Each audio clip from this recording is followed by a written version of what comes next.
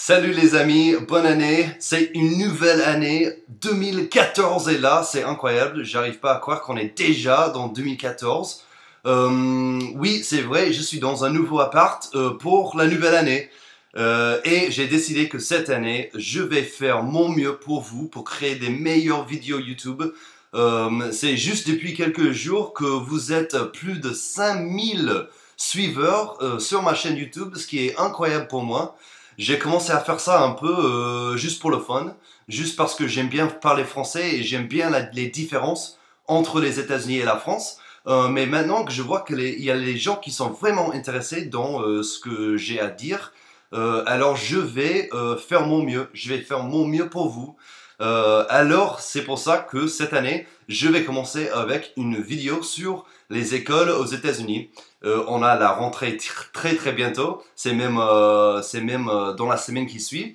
Alors, quelles sont les différences entre les écoles aux États-Unis et les écoles en France? Je sais que vous avez le troisième, le quatrième, le cinquième, mais pour moi c'est le chinois, c'est du chinois. Je sais pas à quel âge ça correspond. Donc si je suis au troisième, si tu me dis j'étais au troisième quand j'ai fait ci, j'ai fait ça, je sais pas ce que ça veut dire. Mais nous aussi, on a à peu près le même genre de grade dans les études. C'est-à-dire que nous, on commence à 0, donc première année, première grade 0, et on va jusqu'au 12, comme les chiffres font d'habitude. Je ne sais pas pourquoi vous faites ça à l'envers, mais vous faites ce que vous voulez. Nous, c'est entre 0 et 12.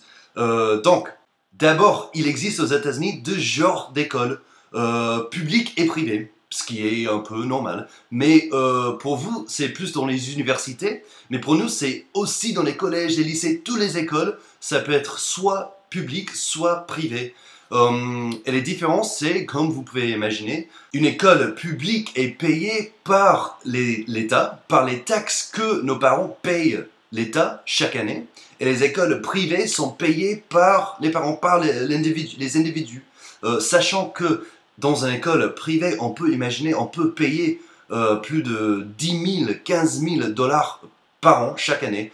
Pour un étudiant de 5 ans, de 10 ans, de 15 ans, l'âge ne change pas le prix, c'est les écoles privées. Comme tu peux imaginer, ces écoles-là, ces études-là privées sont de meilleure qualité parce que ils peuvent payer leurs profs plus d'argent, un salaire plus important.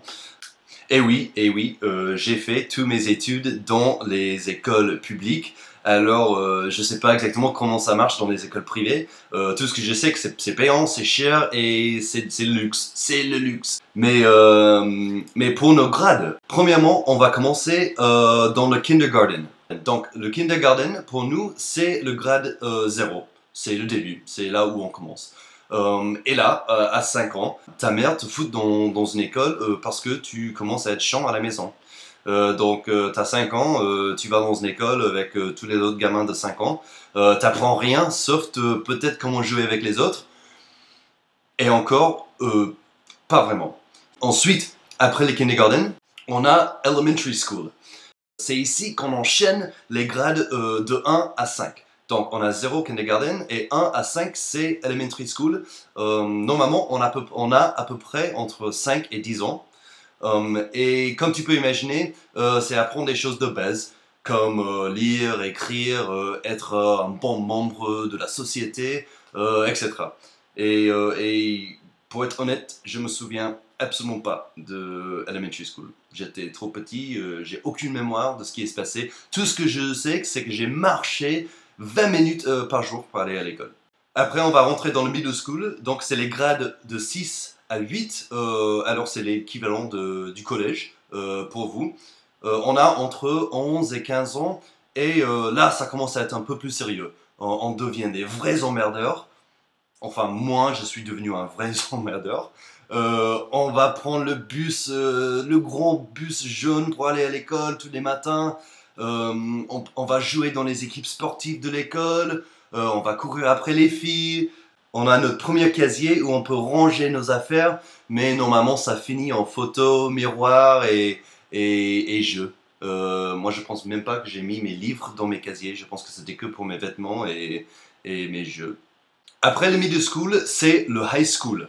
Donc pour vous c'est lycée, pour nous c'est high school et c'est là, c'est le luxe, c'est le luxe. Enfin on est arrivé en high school. Ici c'est la fin des études d'enfance, donc c'est des grades de 9 à 12.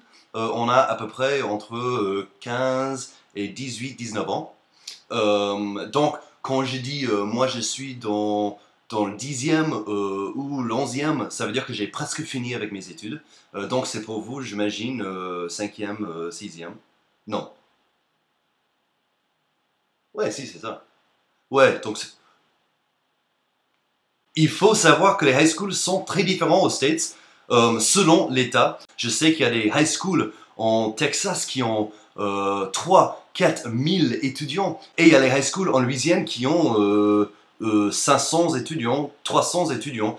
Donc la taille, le style, les cours, ça peut varier beaucoup entre États. On a pratiquement les mêmes genres de cours, l'histoire, géographie, même si on est nul à chier dans la géographie. Quoi d'autre? Sciences, maths. Putain, qu'est-ce que je détestais les maths. Mais la différence, le plus important, c'est que nous, à 16 ans, on a le permis. Et oui, à 16 ans, on a une voiture. Moi, j'avais une voiture à 16 ans. Donc, on est arrivé dans la high school. J'avais 16-17 ans et j'avais une voiture. Je suis allé à l'école en voiture. Et là, ça pose problème. Parce que si j'ai une voiture, je peux aller à l'école quand je veux. Et je peux partir quand je veux. Moi, j'étais rarement à l'école. Alors, rarement, j'étais là, mais je partais quand je voulais. Je faisais partie de ce cliché-là, les rebelles un peu, qui faisaient ce qu'ils voulaient. Donc oui, voilà, les clichés dans la high school, c'est exactement comme les films. Je sais que vous posez des questions sur ça tout le temps. Est-ce que c'est vraiment comme on voit dans les films? Oui, bien sûr que les films, c'est de l'extrême, parce que c'est un film.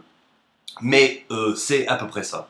On a les geeks, on a les sportifs, on a les pom-pom girls, on a les rebelles, on a chaque genre de cliché. En arrivant dans le 9e grade, pour nous, au début de la high school, on va choisir, on va trouver des amis qui ont des choses en commun avec nous. Et ce que ça fait, au final, ça devient un groupe de clichés. Donc si moi je suis sportif, j'étais absolument pas sportif. Mais si j'étais sportif, j'aurais traîné avec les sportifs. Mais moi, j'étais pas sportif, ni pom-pom girl, alors j'ai traîné avec d'autres gens comme moi. Et ça finit en cliché. À la fin des études, 12e grade, 18 ans, on va passer les examens finaux. Avec ces examens-là, on va non seulement avoir notre diplôme de high school, mais on va aussi pouvoir postuler pour les universités avec cette note. Mais ça, c'est un sujet complètement différent. Les universités aux États-Unis, je peux en parler pendant des heures. Donc, je suis désolé, mais on va garder ça pour une prochaine vidéo. Donc maintenant, je vais vous laisser avec ça. Si vous avez des questions comme d'habitude, je suis là. Posez-les dans la boîte des commentaires. Merci beaucoup d'avoir regardé et à plus dans le bus.